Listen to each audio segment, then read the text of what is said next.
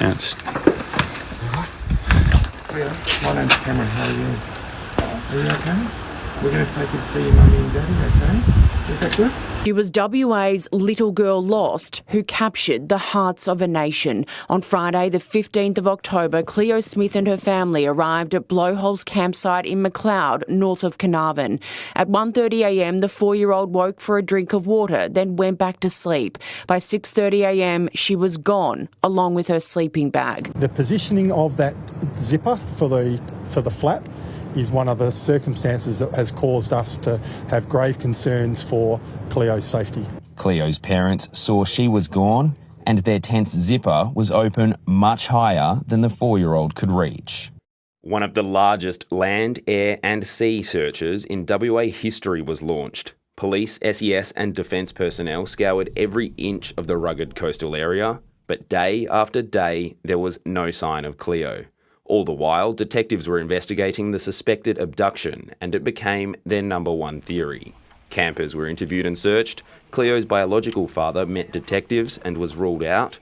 So were Ellie and Jake, who by day 4 of the search made an emotional public appeal. She would never leave us. She would never leave the tent. Yeah, she was gone. The tent was completely open. It was about 30 centimetres from being open, and I turned around to Jake and I just said, Cleo's gone. Police have scaled back their air and land search, but others keep scouring the region. Would you call yourself a bounty hunter? No.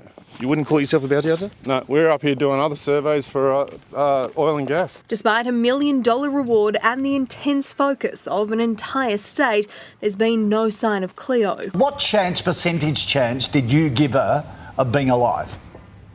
To be honest, having looked at a number of these cases over a long time in my career now, I was sure by this point that Cleo wasn't going to be found alive. Just basing that purely on the statistics of when a child is abducted, the likelihood was very, very remote. Well, there was a sense around the town that perhaps the worst might have happened, and as the days dragged on, that was the case. So to get this news, people are still asleep. People will be waking up to this here and checking their phones, and it'll just be an utter sense of relief and a sense of happiness. It's going to be an incredible morning, really. We have one 36-year-old man in custody.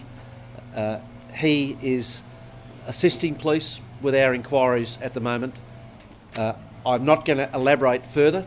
Called Cleo's parents and said, we've got someone here that wants to speak to you.